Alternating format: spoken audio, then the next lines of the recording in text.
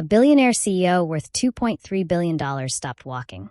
On a freezing January night in downtown Manhattan, Miles Radcliffe, the man who owned skyscrapers, controlled markets, and commanded boardrooms, stood frozen on a sidewalk. What made him stop wasn't a business emergency.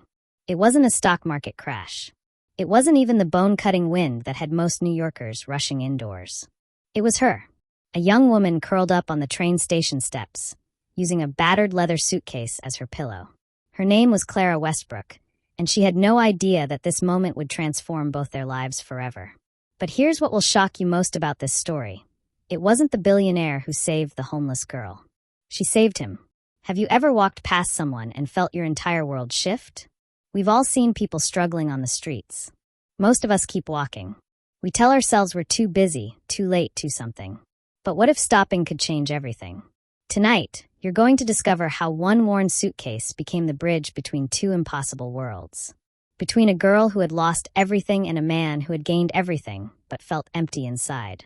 This isn't your typical fairy tale. Clara wasn't waiting for a prince. She was fighting for survival every single day. And Miles? He wasn't looking for love. He was drowning in success, searching for something money couldn't buy. But when their eyes met that January night, something extraordinary happened. Two people from completely different universes found exactly what they didn't know they were looking for. If you've ever felt invisible, overlooked, or written off by the world, this story will give you goosebumps. Hit that like button right now if you believe true love can bloom anywhere, even on the coldest, loneliest street corner in America. Because what you're about to hear challenges everything society tells us about worth, about class, about who deserves happiness. This story proves that sometimes the most powerful person in the room isn't the one with the biggest bank account. Clara's journey from sleeping on concrete to changing millions of lives will leave you questioning everything you thought you knew about strength, dignity, and what it really means to be wealthy. And Miles? His transformation from an isolated titan of industry to a man who finally understood his purpose will show you that success means nothing without someone to share it with. By the end of this story, you'll understand why a simple leather suitcase became the most valuable thing a billionaire ever owned. And you'll discover the secret that most successful people never learn. That being seen, truly seen, is worth more than all the money in the world. Are you ready to witness the night that changed everything? Because this love story defies every rule society has ever written about who belongs with whom. Let's begin where all the best love stories do, with two broken people finding wholeness in each other. Clara Westbrook wasn't born on the streets. Just 4 years earlier, she was a small-town girl with big dreams, living in rural Ohio with her mother Roberta in a modest 2-bedroom house they called home. Her father? He'd disappeared when Clara was 7, leaving behind nothing but unpaid bills and broken promises. But Roberta Westbrook was made of steel. She worked double shifts at the local textile factory, her hands raw from machine oil and determination. Every morning at 5 a.m., she'd kiss Clara goodbye and head to work, returning home 12 hours later with tired eyes, but never without dinner on the table. Clara watched her mother sacrifice everything. Roberta would sew clothes for neighbors after her factory shifts, her fingers bleeding from needle pricks. She'd bake pies for church fundraisers on weekends, selling them for $5 each. She'd even clean houses on Sundays, the only day she was supposed to rest. But love couldn't stop what was coming. In 2019, the factory announced its closure. 40 years of operation gone overnight. 200 families, including the Westbrooks, suddenly had no income. The company executives? They walked away with golden parachutes. The workers got 60 days' notice and a thank you card. Roberta fought harder than ever. She took 3 part-time jobs, grocery store cashier in the morning, restaurant server at lunch, and house cleaner in the evenings. Clara watched her mother age 10 years in 6 months. But even working 18 hours a day, the bills kept growing faster than the paychecks. The eviction notice came on a Tuesday. Clara still remembered the sheriff's deputy standing on their front porch, legal papers in his hand, apologizing as he delivered the news that would shatter their world. 30 days to vacate. 30 days to pack up 20 years of memories and find somewhere else to call home. They tried everything. Moved in with Roberta's sister for 2 months until her husband said they were causing too much strain. Stayed at a cousin's house for 6 weeks until the space became too cramped. Bounced between homeless shelters when they could get beds, sleeping in their old Honda Civic when they couldn't. Then winter arrived early that year, and with it came Roberta's cough. At first, it seemed like nothing. Just stress, they told themselves. Just exhaustion. But the cough grew worse, turning into chest pain, then fever, then nights where Roberta could barely breathe. Free clinic doctors said it was pneumonia. Prescribed antibiotics they couldn't afford. Recommended rest that wasn't possible when you're working 3 jobs to survive. Suggested following up with specialists who didn't accept patients without insurance. Clara begged her mother to stop working. "I'll figure something out," she promised. "I'll find us a way." But Roberta refused. "You're going to finish high school," she wheezed between coughing fits. "You're going to have the life I couldn't give you." 3 weeks before Clara's 19th birthday, Roberta collapsed at the restaurant where she waited tables. The manager called an ambulance, but the damage was done. Untreated pneumonia had spread throughout her lungs. The hospital stabilized her for 2 days, long enough for Clara to hold her hand one last time. "Take the suitcase," Roberta whispered, her voice barely audible. "It has everything important inside." Clara didn't understand what she meant until after the funeral. Inside that worn leather suitcase, the same one her mother had carried when she first moved to Ohio as a young bride, Clara found photo albums, her birth certificate, her mother's wedding ring, and an envelope containing the last $137 to Roberta's name. There was also a letter. "My beautiful Clara," it read. "By the time you read this, I hope you understand that losing everything doesn't mean losing hope. I may not have given you money or houses or fancy things, but I gave you something more valuable, the knowledge that you can survive anything. Promise me you'll keep fighting. Promise me you'll remember that your worth isn't measured by what you own, but by who you are. I love you forever. Mom." That suitcase became Clara's entire world. For 3 years, she carried it everywhere. Through homeless shelters where she aged out of youth programs. Through temporary housing that never lasted. Through minimum wage jobs that barely covered food, let alone rent. Through nights when she'd curl up in doorways, using that suitcase as her pillow, whispering prayers to a mother who couldn't answer anymore. Stop for a moment. Look around your room right now. Count your possessions. Clara's entire world, every memory, every hope, every reminder that she mattered, fit into one worn suitcase. But here's what makes Clara's story different from so many others. She never stopped believing in her mother's words. Even on the coldest nights, even when people looked through her like she was invisible, even when her stomach ached from hunger and her feet bled from walking, she never stopped fighting. She'd find public libraries and read business books, dreaming of a future where she could help other families avoid what happened to hers.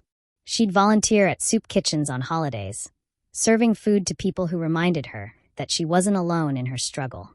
She'd practice job interviews in bathroom mirrors, preparing for opportunities that hadn't come yet but might tomorrow.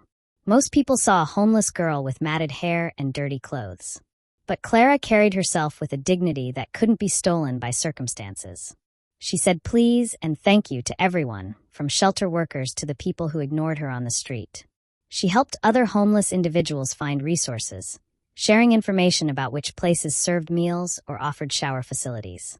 Because Roberta had taught her that respect isn't something you give based on what someone can do for you. It's something you give because they're human. Drop a heart in the comments right now if you've ever felt like the world was counting you out.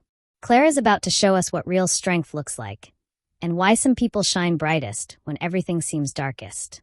On that January night when Miles Radcliffe found her on those train station steps, Clara had been homeless for 8 months.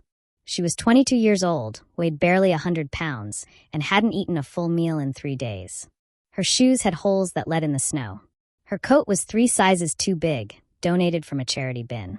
But when she opened her eyes and looked up at the billionaire standing above her, she didn't see a savior. She saw another person who looked lost, and her first instinct wasn't to ask for help. It was to make sure he was okay. That's the kind of woman Clara Westbrook was. The kind who could lose everything and still worry about someone else. The kind who could sleep on concrete and still dream of tomorrow. The kind who could carry her entire life in a suitcase and still have room in her heart for hope. She had no idea that her quiet strength was about to change not just her own life, but the life of one of the most powerful men in America. While Clara was learning to survive on the streets, Miles Radcliffe was suffocating in success. At 45, he controlled an empire that most people could only dream of. Radcliffe Industries wasn't just another tech company. It was a force that shaped markets, influenced governments, and employed over 50,000 people across 6 continents. His personal wealth had crossed the $2 billion mark 3 years earlier, making him one of the youngest billionaires in American history. From the outside, his life looked perfect. Penthouse apartment overlooking Central Park. Private jet that could reach any destination within hours. Invitations to exclusive events where world leaders asked for his opinion. Magazine covers that called him the visionary and America's business genius. But success had become his prison. Miles built his first company at 23, selling it for $40 million by 26. He'd reinvested every penny, worked 100-hour weeks, and sacrificed everything, friends, relationships, hobbies, even sleep, to build something bigger. Each milestone brought new challenges. Each achievement raised the bar higher. By 30, he was worth $100 million, but had no one to share it with. By 35, he'd reached $500 million, but couldn't remember the last time he'd laughed genuinely. By 40, he'd hit his first billion, but realized he was surrounded by people who wanted something from him. Investors seeking opportunities, employees needing direction, competitors plotting his downfall, or strangers hoping for handouts. Trust became impossible. Every conversation felt transactional. Every relationship seemed calculated. Even his closest advisors saw him as a commodity rather than a person. The media attention made everything worse.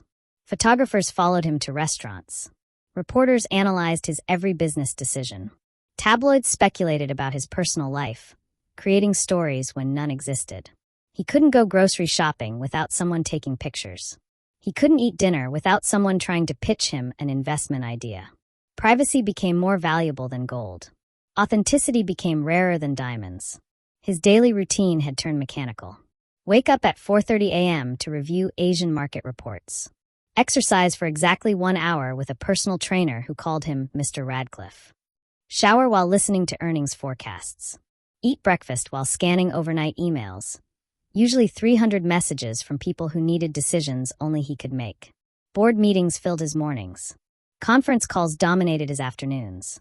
Business dinners consumed his evenings. By the time he returned to his penthouse, it was midnight, and the cycle would repeat in 4.5 hours. Weekends didn't exist. Vacations were working trips to different locations. Holidays meant catching up on projects that couldn't wait until Monday.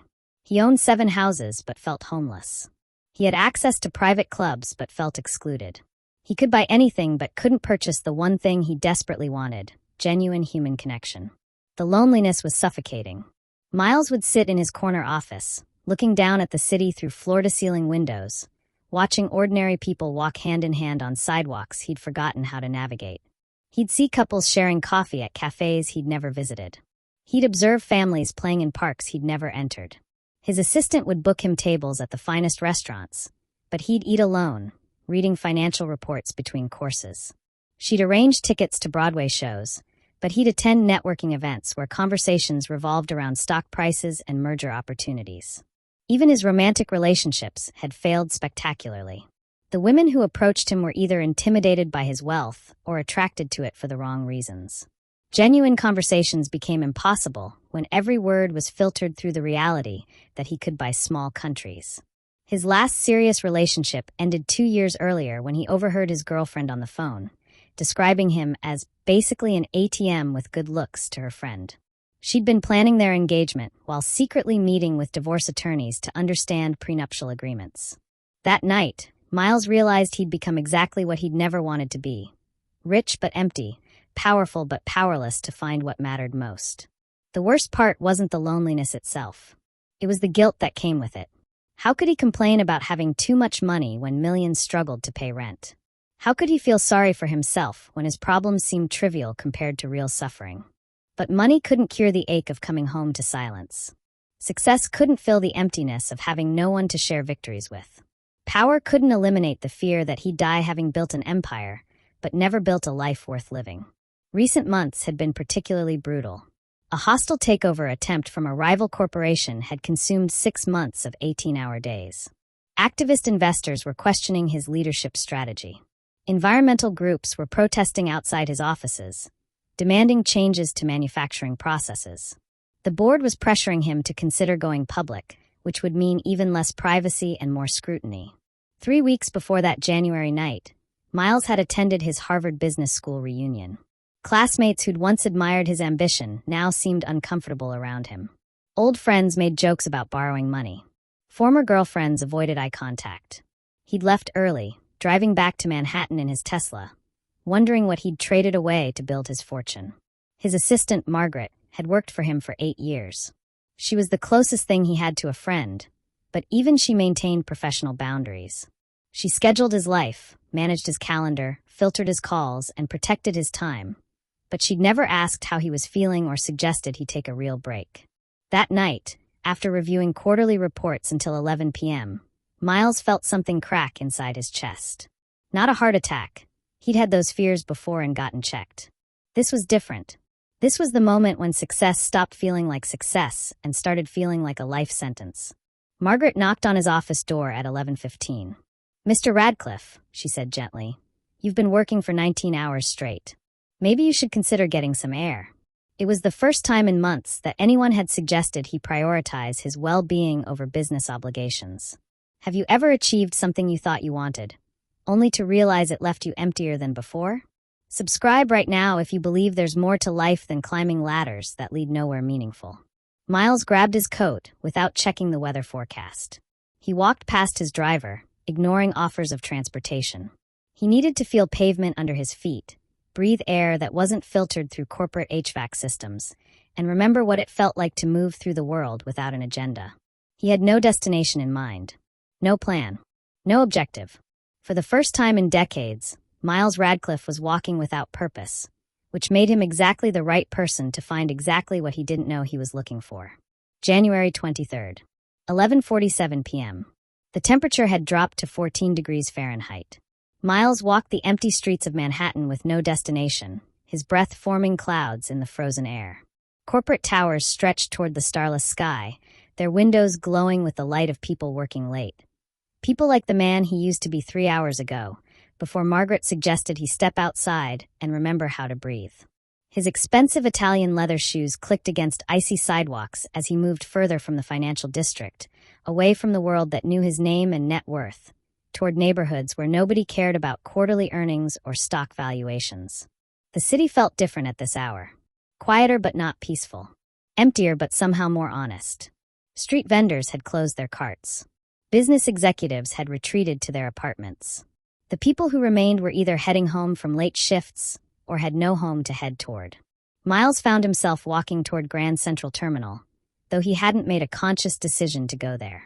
His feet simply carried him forward, past shuttered storefronts and dimly lit diners where late-night workers grabbed coffee between jobs. He was thinking about the reunion, about classmates who'd once respected him, but now seemed afraid of him. He was thinking about his empty penthouse, about Margaret's concerned expression, about another sleepless night reviewing reports that would change nothing important in his life.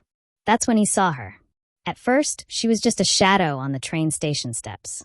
A dark shape curled against the concrete, motionless in a way that made Miles stop walking. His initial thought wasn't compassionate, it was practical. Was this person injured? Should he call emergency services? Was this something his legal team would need to handle if he got involved? But as he moved closer, stepping into the pale yellow glow of the street lamp, the shadow became human.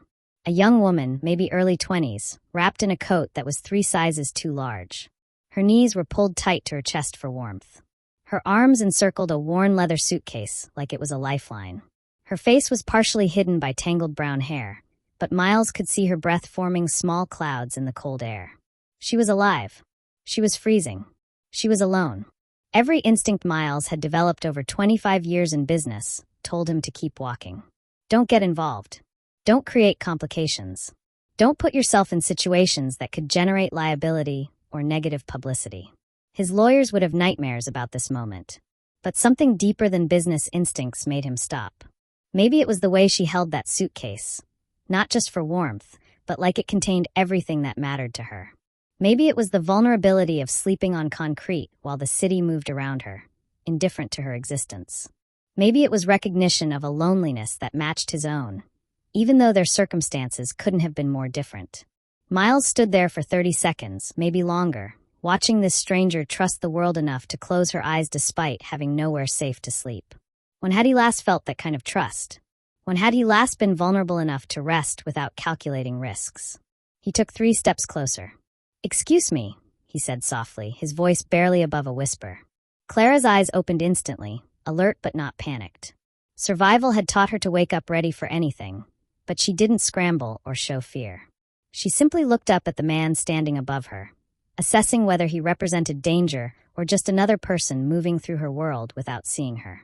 What she saw surprised her.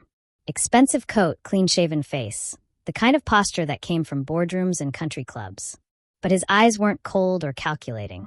They looked lost, concerned, almost as tired as she felt. "Are you all right?" Miles asked, immediately recognizing how inadequate the question sounded. Clara sat up straighter, still clutching her suitcase, still ready to run if necessary. She'd learned to read people quickly. Which ones might help, which ones might hurt, which ones would pretend she didn't exist. This man fell into none of those categories.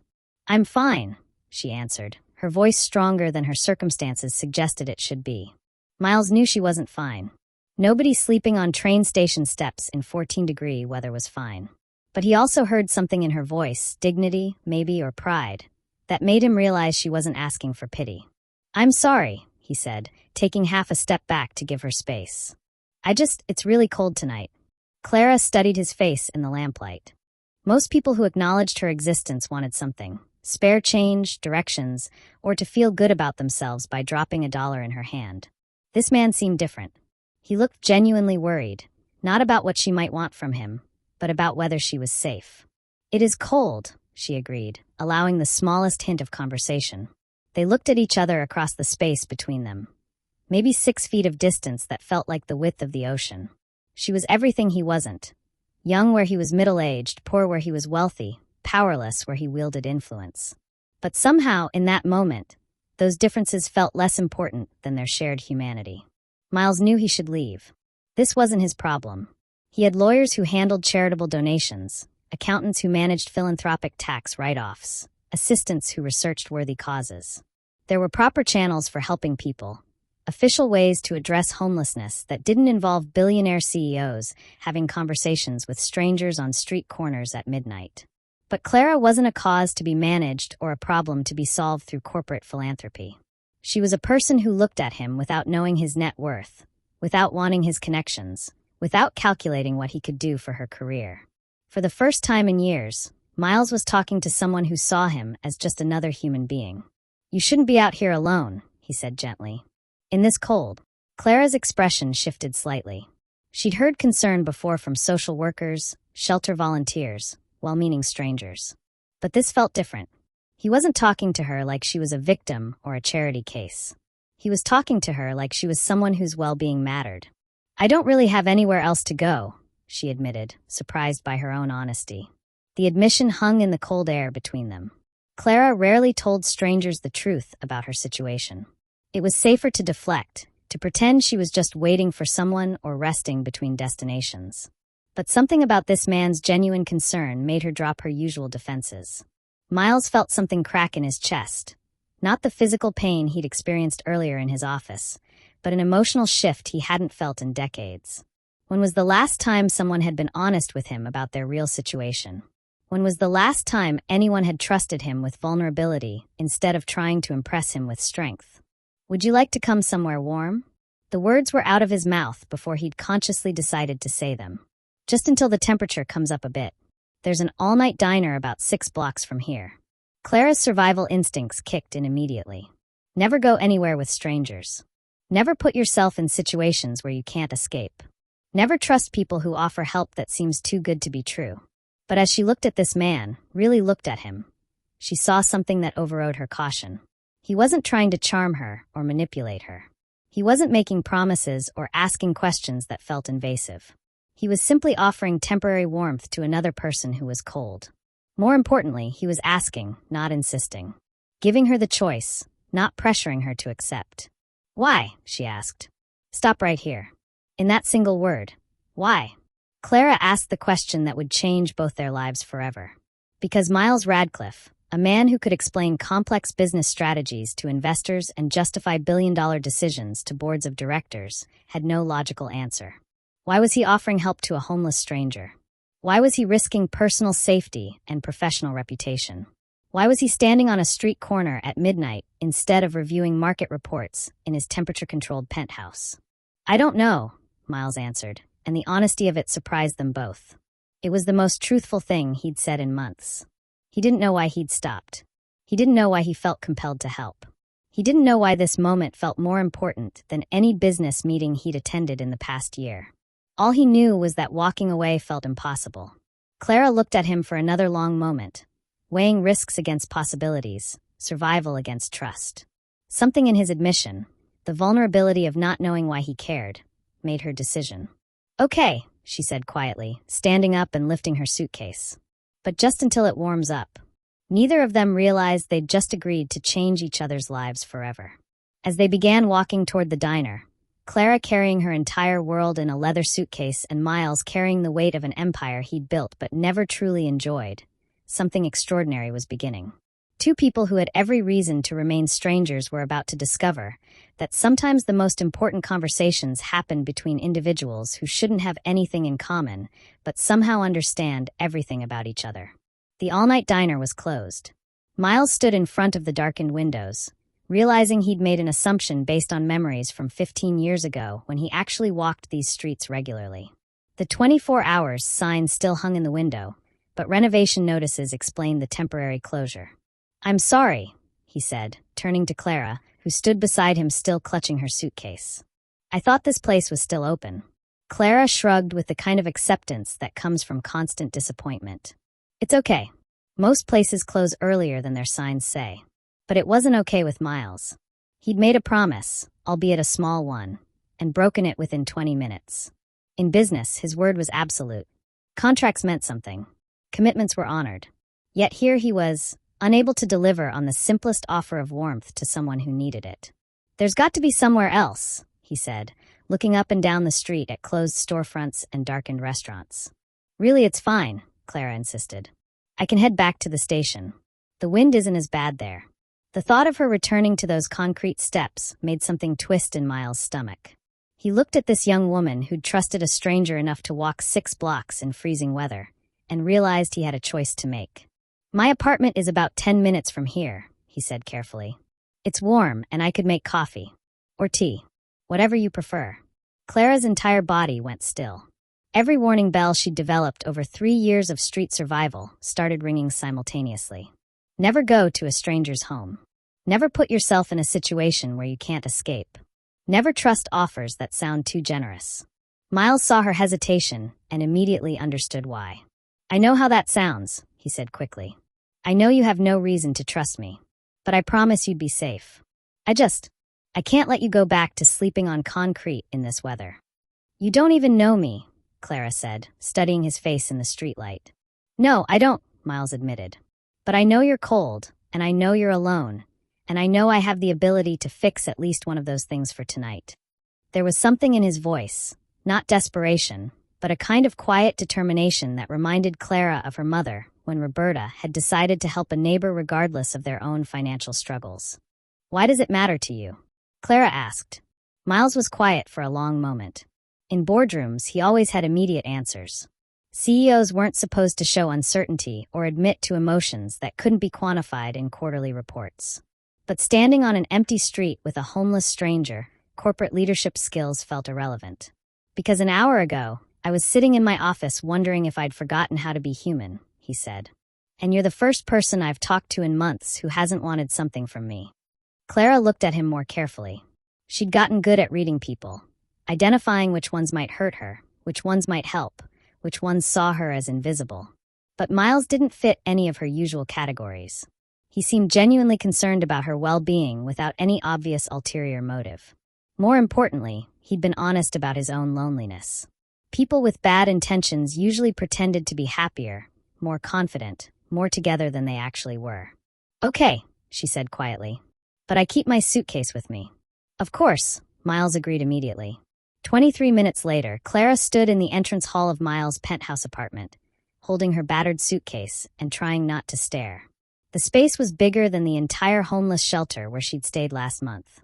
Floor-to-ceiling windows displayed Manhattan's skyline like a living painting. Leather furniture that probably cost more than most people's cars. Art on the walls that looked like it belonged in museums. But what struck Clara most wasn't the luxury. It was the emptiness. Despite being filled with expensive objects, the apartment felt hollow. No family photos on side tables. No books open to pages someone was reading.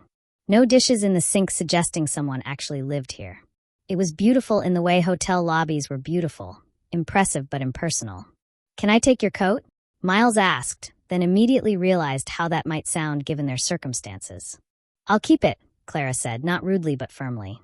She'd learned never to give up layers when you didn't know where you'd be sleeping next. "Of course. Please sit anywhere you're comfortable. I'll make some tea." Clara remained standing, still processing the contrast between her world and his. This man owned more space than she'd been inside during the past year combined. His bathroom was probably larger than most studio apartments. His closet likely contained more clothes than she'd owned in her entire lifetime. Yet when she looked around, she saw the same loneliness that had driven her to accept his invitation. No signs of friends visiting. No indications of family dinners or celebrations. Just beautiful, expensive emptiness. Miles returned from the kitchen carrying a mug of steaming tea, which he set on the coffee table before retreating to give her space. He'd changed from his business coat into a simple sweater, looking more human and less intimidating. "Earl Grey," he said. "I hope that's all right. It's all I had."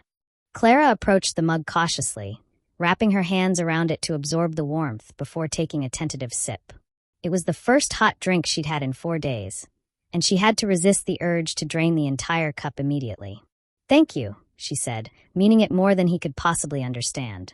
Miles sat down across from her, maintaining distance but close enough for conversation. For several minutes, neither spoke. Clara focused on the tea, savoring both the warmth and the kindness behind it. Miles watched her, noting how she held the mug like it was precious, how she took small sips to make it last longer. "Tell me your story," he said eventually, his voice gentle. Clara's first instinct was to deflect or lie. She'd learned to be vague about her circumstances, to avoid judgment or pity or unwanted advice from well-meaning strangers. But something about this moment, the warmth, the genuine concern in his voice, the fact that he'd already shown her more kindness than anyone had in months, made her consider telling the truth. "Why do you want to know?" she asked. "Because you're sitting in my apartment at 1 a.m, and I don't even know your name," Miles said. "But mostly because you seem like someone with a story worth hearing." Clara looked at him more carefully. In her experience, wealthy people usually wanted simple stories. Quick explanations that could be resolved with donations or advice. They wanted homeless people to be either helpless victims or inspiring success stories, not complex human beings with complicated circumstances. But Miles seemed prepared to listen without trying to fix or judge. "My name is Clara Westbrook," she said quietly. "I'm from a small town in Ohio that you've never heard of." "Try me," Miles said with a small smile. "Millfield. Population 8,000 on good days." "You're right, I've never heard of it. What's it like?" For the first time in hours, Clara's expression softened. It was the kind of place where everyone knew everyone else's business, but they also knew when you needed help before you had to ask. "Was." Clara's grip tightened on the mug. "The factory closed in 2019. My mom worked there for 16 years. When they shut down, it took most of the town with it." Miles nodded, understanding more than Clara expected. "I've seen what happens when major employers leave small communities. It's devastating." "My mom tried everything," Clara continued, surprised by how good it felt to tell someone who seemed genuinely interested. "Multiple jobs, selling crafts, cleaning houses. But when you're competing with 200 other people for the same minimum wage positions, it's impossible to get ahead." She paused, deciding how much to share. But Miles waited patiently, not rushing her or asking intrusive questions. "She got sick," Clara said finally. "Pneumonia that turned into something worse because we couldn't afford proper treatment. She died when I was 19. "I'm sorry," Miles said, and Clara could tell he meant it. "She left me this suitcase," Clara said, patting the worn leather beside her. "And a letter telling me to never give up hope. Comet dignity. Right now, if you believe that a person's worth isn't measured by their circumstances. What Clara says next will show you what real strength looks like." "But you're still standing," Miles observed, echoing words he'd said earlier on the street. "I am," Clara confirmed, lifting her chin slightly. "Some days barely, but yes." Miles leaned forward slightly, not invading her space but showing engagement. That takes incredible strength. Clara studied his face, looking for signs of condescension or pity. Instead, she saw genuine respect, which was something she hadn't experienced in longer than she could remember. "What about you?" she asked, surprising them both with her boldness. "What's your story?" Miles was quiet for a long moment. People rarely asked about his personal life, and when they did, it was usually to gather information they could use professionally. "I built something successful," he said carefully, "but I think I forgot to build a life worth living along the way." Clara nodded as if this made perfect sense. Success isn't the same thing as happiness. "No," Miles agreed. "It's not." That first night stretched into dawn. Clara and Miles talked until the Manhattan skyline turned from black to deep purple to golden orange. Not about business deals or survival strategies, but about books they'd loved, dreams they'd abandoned, and the strange ways life had shaped them both. When Clara finally fell asleep on Miles' couch, still wearing her oversized coat, still keeping her suitcase within arm's reach, she slept more peacefully than she had in months. For the first time in years, she'd spent an entire night indoors without wondering if she'd be asked to leave. Miles watched her sleep for a few minutes before retreating to his home office. But instead of reviewing market reports, he found himself researching homeless services in Manhattan. Not because he wanted to hand Clara off to someone else, but because he realized how little he understood about the systems that were supposed to help people in her situation. What he discovered made him angry. Shelter waitlists stretched for months. Job training programs required permanent addresses that homeless individuals didn't have. Mental health services were overwhelmed and underfunded.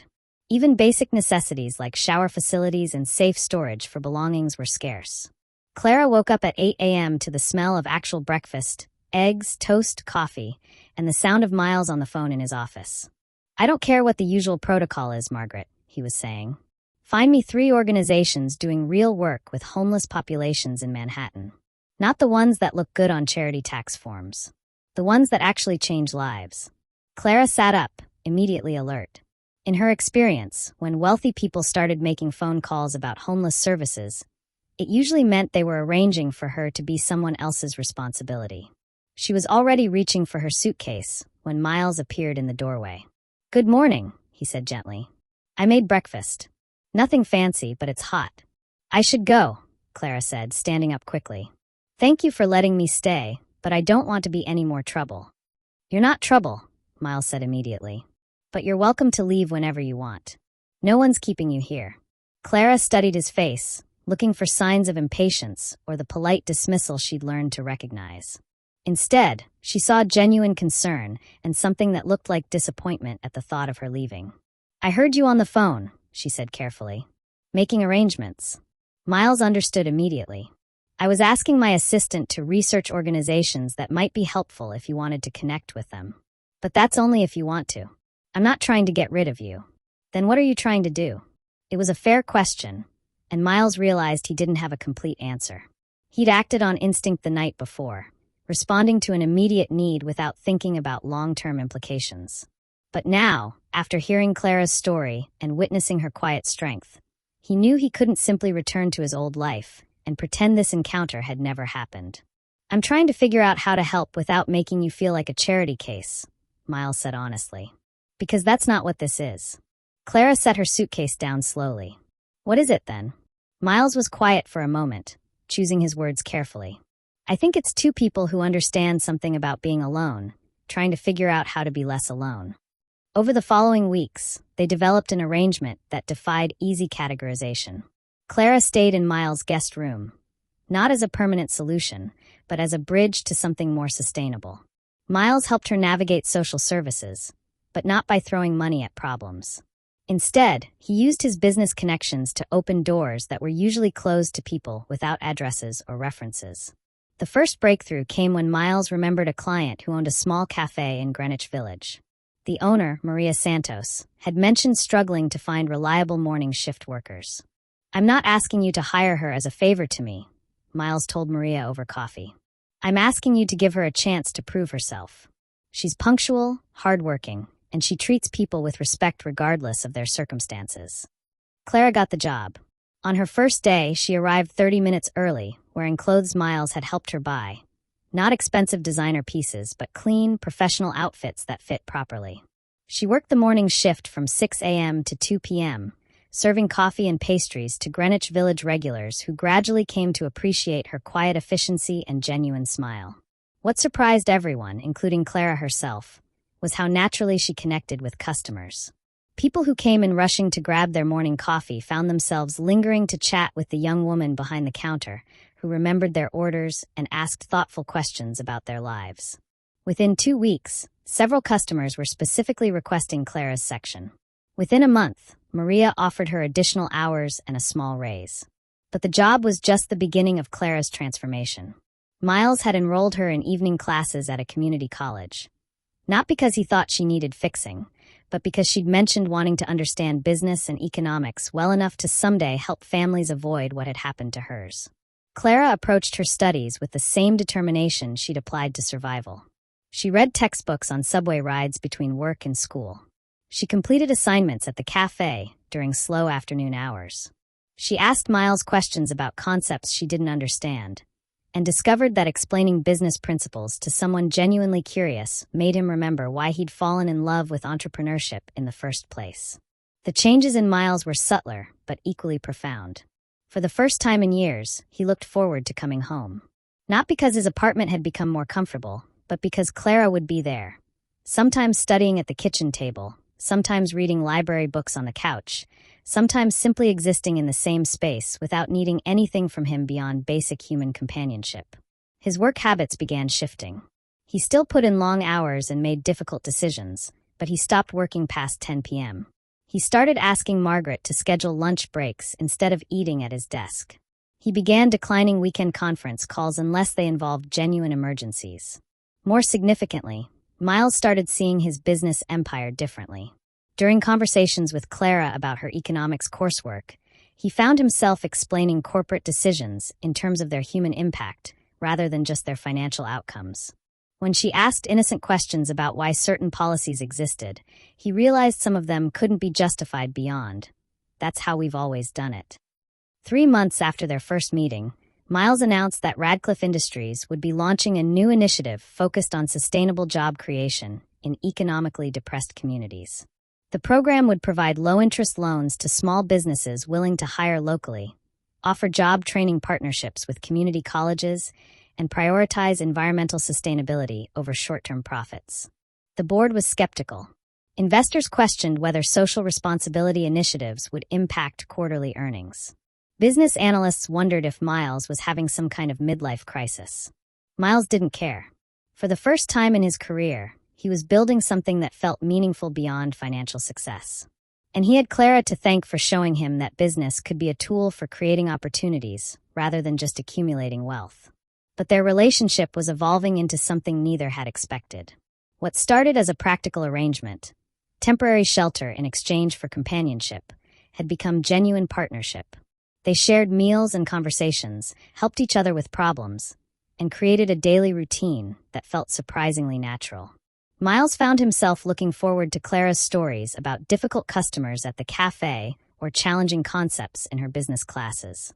Clara discovered that Miles was funnier than his serious public image suggested, and that his business insights were incredibly helpful for understanding economic systems that had once seemed impossibly complex. They weren't just helping each other survive anymore. They were helping each other grow into better versions of themselves.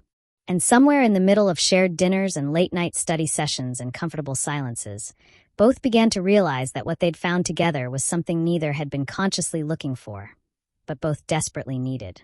They were falling in love. Their relationship remained private for 6 months. Miles and Clara had developed a rhythm that worked for both of them. He'd leave for the office early while she prepared for her morning shift at the cafe, and they'd reunite in the evenings to share dinner and discuss their respective days. To the outside world, they were simply 2 people sharing living space in one of the most expensive cities in America. But by November, their connection had deepened beyond friendship or convenient arrangement. They'd become genuine partners who challenged each other intellectually, supported each other emotionally, and had begun imagining a future together that transcended their vastly different backgrounds. The first crack in their privacy came from an unexpected source. Margaret, Miles' assistant, had worked for him long enough to notice changes in his behavior. He smiled more during meetings.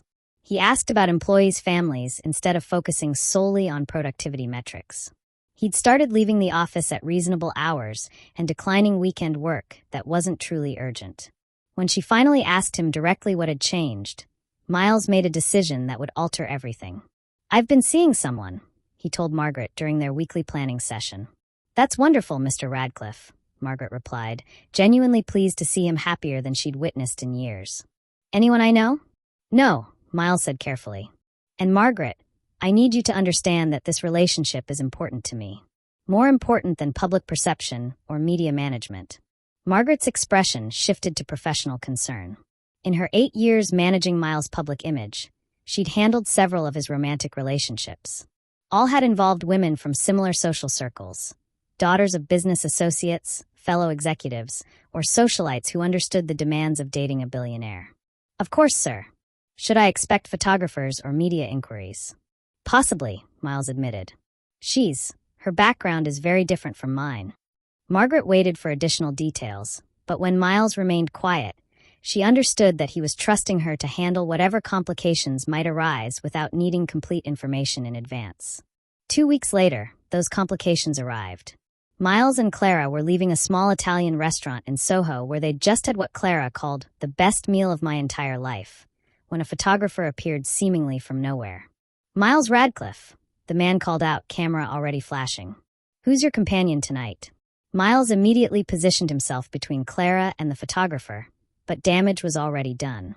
Several photos had been captured of them walking hand in hand, Clara looking startled and Miles looking protective. "No comment," Miles said firmly, guiding Clara toward his car. But as they drove back to his apartment, both knew their private world had just been invaded. The photos appeared online within hours. By morning, entertainment blogs were speculating about the mystery woman spotted with one of America's most eligible bachelors. By afternoon, more aggressive publications were offering rewards for information about Clara's identity. Clara saw the articles on her phone during her lunch break at the cafe and felt her stomach drop. The headlines ranged from curious to cruel: Radcliffe's secret romance, billionaire's new love interest, and worst of all, from rags to riches, CEO's charity case girlfriend? Someone had already begun investigating her background. Details about her hometown, her mother's death, and her recent homelessness were spreading across social media platforms faster than she could process.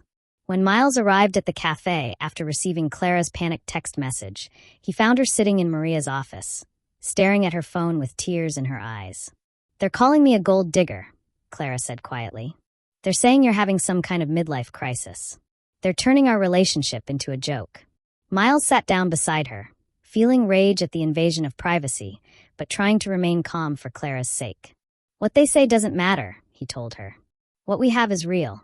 What we've built together is real. Random strangers with opinions can't change that. But they can make it impossible to continue," Clara replied. "Look at this." She showed him her phone, where dozens of messages from reporters, bloggers, and random strangers had flooded her social media accounts. Some offered money for exclusive interviews. Others contained threats or cruel comments about her appearance, her background, her worthiness to be associated with someone of Miles' stature. Maria knocked on the office door. "Clara, there are 3 reporters outside asking questions about you. I told them to leave, but they're not going anywhere." Miles felt something cold settle in his chest. This was exactly what he'd feared, that his public profile would make Clara a target for media attention she'd never asked for or wanted. "We could make a statement," he suggested. "Control the narrative before it gets worse." Clara shook her head. "I can't do this, Miles. I can't live my life being judged by strangers who think they know our story. I can't have photographers following me to work or reporters investigating my past. This isn't what I signed up for." "Then what do you want to do?" Clara was quiet for a long moment, weighing options that all seemed to lead to difficult outcomes. "I need some time to think," she said finally. "Away from all this attention. Away from people analyzing every decision I make." Miles understood what she was really saying. She needed space to decide whether their relationship was worth the scrutiny that came with dating a public figure. "I'll handle the media," he promised. "I'll make it clear that your privacy should be respected. And if they don't respect it?" Miles didn't have a good answer for that question. "Stop right here. This is the moment that tests every relationship between 2 people from different worlds. The fairy tale crashes into reality. The private love story becomes public entertainment. Clara wasn't just deciding whether she loved Miles enough to endure media attention. She was deciding whether she was strong enough to maintain her identity and dignity while the world tried to reduce her to a stereotype. Over the following week, the media attention intensified rather than faded. Tabloid journalists tracked down former classmates from Clara's high school, looking for embarrassing stories or unflattering photos. Business publications questioned whether Miles' recent focus on social responsibility initiatives was influenced by his unusual romantic choice. Social media users created memes comparing Clara's modest background to Miles' luxury lifestyle. The cruelest coverage came from sources that should have been more responsible. A major newspaper ran a feature titled, "When Worlds Collide: The Psychology of Cross-Class Romance," treating their relationship like a sociological experiment rather than a genuine connection between two people. Clara stopped reading the coverage after the third day, but she couldn't escape its effects. Customers at the cafe recognized her and either stared uncomfortably or asked intrusive questions. Photographers waited outside her evening classes. Strangers felt entitled to comment on her appearance, her clothes, her worthiness to be with someone wealthy. Most painful were the online discussions that debated whether their relationship was real, or whether Clara was simply an opportunist who had manipulated a lonely billionaire. Miles watched Clara withdraw emotionally as the scrutiny continued. She became quieter during their evening conversations, more guarded about sharing her thoughts and feelings. The easy partnership they'd developed was being eroded by external pressure from people who had never met either of them, but felt qualified to judge their connection. On Thursday night, exactly 1 week after the first photographs appeared, Clara made her decision. "I love you," she told Miles as they sat in his living room, city lights twinkling beyond the windows. "But I don't love this life. I don't love being treated like a curiosity or a gold digger. I don't love having my past dissected by strangers. I don't love feeling like I have to prove my worth to people who will never accept me." Miles felt his heart breaking. "So what does that mean for us? Clara looked at Miles across the living room where they'd shared so many quiet evenings, where she'd studied for her business classes while he worked on laptop presentations, where they'd discovered that two people from completely different worlds could create something beautiful together. "I don't know," she admitted. "I've been thinking about it all week, and I honestly don't know." Miles moved closer, not to pressure her, but to close the emotional distance that had been growing between them since the media attention began. "What if we could find a way to make it work?" he asked. "What if we could control how much of our private life becomes public?" Clara shook her head sadly. "You can't control other people, Miles. You can't stop photographers from taking pictures or reporters from writing stories. You can't prevent strangers from having opinions about who you should and shouldn't love. But I can control how I respond to it," Miles said. "And I can make it clear that my personal life isn't entertainment for other people." "You tried that this week. It didn't work." Miles was quiet, knowing she was right. His attempts to limit media coverage had been largely unsuccessful. If anything, his efforts to maintain privacy had made journalists more aggressive in their pursuit of information. "Clara," he said softly, "I know this isn't fair to you. I know you didn't sign up for any of this attention when we started. Whatever this is between us." "No, I didn't," Clara agreed. "But that doesn't mean I want to give up." Miles felt a spark of hope. "What do you mean?" Clara stood up and walked to the window, looking out at the Manhattan skyline that had become familiar during her months living in Miles' apartment. The city that had once felt hostile and unforgiving now held memories of genuine happiness. "I mean that I love you," she said, turning back to face him. "I love the man who stopped to check on a stranger sleeping on train station steps. I love the person who listens to my business class frustrations and helps me understand economic concepts without making me feel stupid. I love the CEO who changed his entire company's mission because he started seeing business as a tool for helping people instead of just making money." "I love you too," Miles said immediately. "I know you do. That's not the question. The question is whether we're strong enough to build something real while the world watches and judges every decision we make." Clara walked back to where Miles was sitting, taking his hands in hers. "These past few days have been horrible," she continued. "Having strangers dissect my past, question my motives, and debate my worthiness has been one of the most humiliating experiences of my life. But you know what I realized?" Miles waited, hoping but not assuming. I realize that their opinions don't actually change anything about us. They can call me a gold digger, but that doesn't make it true. They can say you're having a midlife crisis, but we both know this relationship is the sanest decision you've made in years. They can reduce our love story to a tabloid headline, but they weren't there for the conversations that made us fall in love. Miles felt something shift in his chest. Relief mixed with admiration for this woman who had found strength in the middle of a situation that would have broken many people. "So what are you saying?" he asked. "I'm saying that if we're going to do this, we need to do it on our terms. Not hiding from the world, but not performing for it either. Just living our lives and letting other people think whatever they want to think." Miles stood up, taking both of Clara's hands in his. "Are you sure? Because once we make that decision, there's no going back to privacy. There will always be photographers and reporters and people with opinions." "I'm sure," Clara said, her voice stronger than it had been all week. "But I have one condition. Anything. We don't let their coverage change who we are or how we treat each other. We don't start making decisions based on how they'll be perceived by strangers. We stay true to the people we were before anyone was watching." Miles nodded immediately. "Agreed. And if it ever becomes too much," Clara added, "if the attention ever starts destroying what we've built instead of just annoying us, we talk about it honestly instead of letting it fester." "Agreed," Miles repeated. Clara smiled. The first genuine smile Miles had seen from her since the media attention began.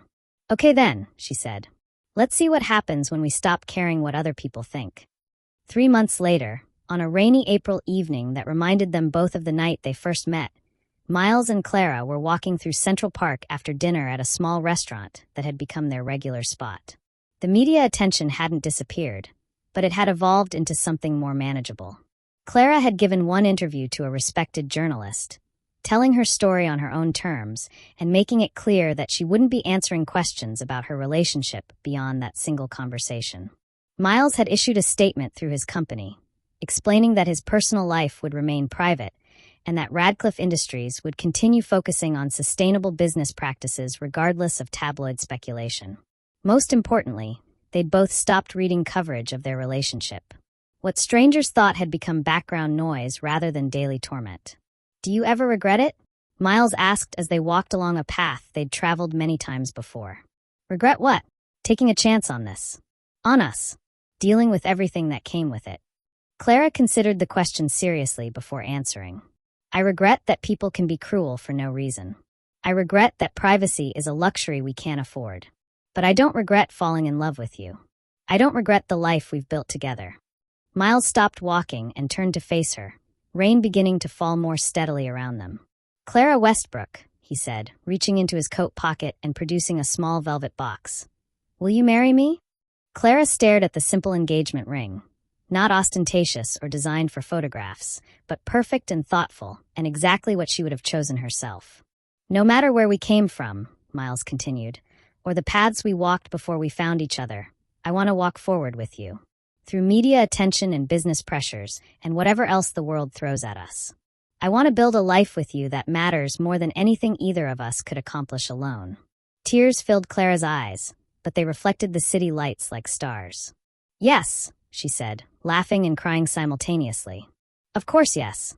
As Miles slipped the ring onto her finger, both realized they were standing almost exactly where they'd been 9 months earlier. Two people from different worlds who'd found exactly what they needed in each other. 6 months after their engagement, Clara and Miles stood before 300 guests at their wedding ceremony in a small community center in Millfield, Ohio. They could have chosen any venue in the world. Miles owned property in 7 countries and had access to exclusive locations that most people only saw in magazines. But Clara had insisted on returning to her hometown, to the place where her story began, to honor the community that had shaped her mother and had struggled through economic hardship without losing its fundamental decency. The guest list told the story of their journey. Maria from the cafe sat next to board members from Radcliffe Industries. Clara's former high school teachers shared tables with Miles' Harvard classmates. Homeless individuals Clara had met during her years on the street were seated alongside some of the wealthiest business leaders in America. But the most meaningful moment came when Clara walked down the aisle carrying her mother's wedding ring alongside her own bouquet, and wearing a dress that had been altered from the one Roberta wore when she married Clara's father 30 years earlier. As they exchanged vows they had written themselves, Clara spoke about finding home in a person rather than a place, and Miles promised to use his resources to create opportunities for others the way Clara had created purpose in his life. Their wedding became a symbol of something larger than romance. Within a year of their marriage, the Westbrook Radcliffe Foundation had become one of the most effective charitable organizations addressing homelessness in America. Unlike traditional foundations that operated from boardrooms and issued grants to existing programs, Clara and Miles had created something different. They worked directly with communities, funding initiatives that addressed root causes rather than just symptoms. Their first major project transformed abandoned buildings in Rust Belt towns into affordable housing complexes that included job training centers, childcare facilities, and small business incubators. Instead of simply providing temporary shelter, they created environments where families could rebuild stability while developing skills that would prevent future homelessness. Clara's role in the foundation surprised everyone, including herself. What began as personal experience with homelessness evolved into sophisticated understanding of economic systems that trapped families in cycles of poverty. Her community college business classes had been just the beginning. She'd gone on to complete her bachelor's degree, then a master's program in public policy, becoming an expert in sustainable development and social entrepreneurship. Miles discovered that combining Clara's grassroots insights with his business expertise created solutions that neither could have developed alone. When she explained why traditional job training programs failed homeless populations, he could design financing structures that addressed those specific problems. When he identified markets that could support small business development, she understood which communities would benefit most from that investment. Their partnership became a model for how wealth could be used to create opportunity rather than dependency. 3 years after their wedding, Miles stepped down as CEO of Radcliffe Industries to focus full-time on the foundation. The decision shocked the business world, but Miles had realized that building economic ladders for struggling families was more satisfying than building corporate profits for shareholders who already had more money than they could spend in multiple lifetimes. Clara had become a nationally recognized advocate for homeless populations, speaking at conferences and consulting with government agencies on policy reform. But she never forgot where she came from. Every month, she still volunteered at homeless shelters, serving meals and listening to stories that reminded her why their work mattered. The foundation's impact extended beyond housing and job creation. They'd established scholarship programs for students from economically disadvantaged backgrounds, but with a twist that reflected Clara's experience. Recipients weren't just given tuition money. They were paired with mentors, provided with professional wardrobes, and connected with internship opportunities that gave them access to social networks they couldn't build on their own. They'd created medical clinics in underserved communities, recognizing that untreated illness had been a major factor in Clara's mother's death and countless other family tragedies. But instead of traditional charity healthcare, they'd developed models where patients could receive treatment regardless of their ability to pay, while also working with local colleges to train healthcare workers from those same communities. Most importantly, they'd started a program that connected successful business leaders with families experiencing economic instability, not for charity, but for genuine relationship building that created mutual understanding across class lines. The program paired executives with families facing foreclosure, unemployment, or medical debt.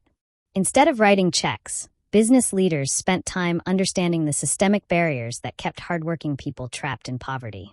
Families shared their expertise in resource management, community building, and resilience that wealthy individuals had never needed to develop. These relationships changed both sides. Executives gained perspective that made them more effective leaders and more thoughtful citizens. Families gained access to networks, knowledge, and opportunities that had previously been invisible to them. 5 years after Miles found Clara sleeping on train station steps, their foundation had helped over 10,000 families transition from homelessness to stable housing. But the numbers only told part of the story. The real legacy was in changed perspectives. Clara's public speaking had convinced hundreds of business leaders to see homeless populations as untapped human capital rather than unsolvable problems. Miles' example had inspired other wealthy individuals to use their resources for systemic change rather than tax-deductible charity that made them feel good without addressing root causes.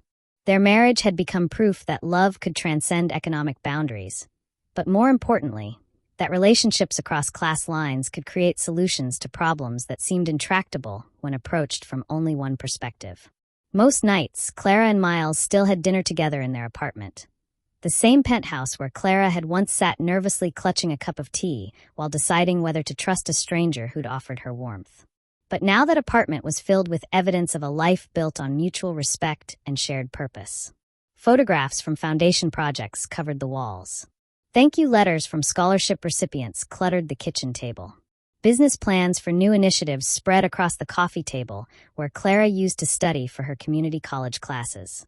They'd created something neither could have built alone. A love story that became a blueprint for how privilege and perspective could combine to create lasting change.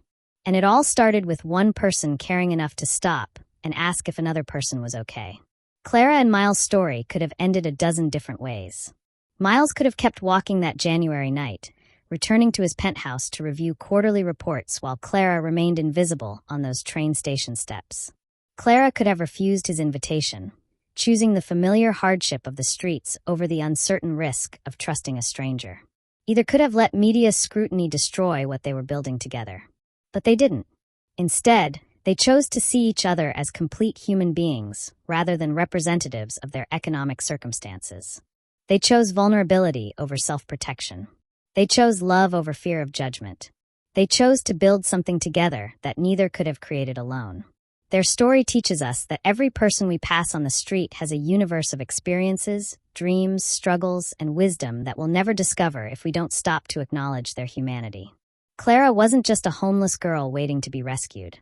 She was a young woman with intelligence, dignity, and strength who had survived circumstances that would have broken many people.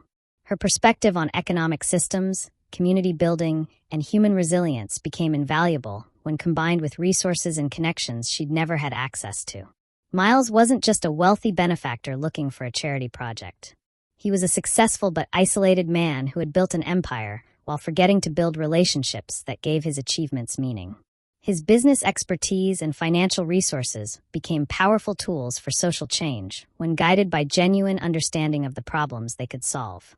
Together, they discovered that privilege and perspective create magic when they combine with mutual respect rather than condescension.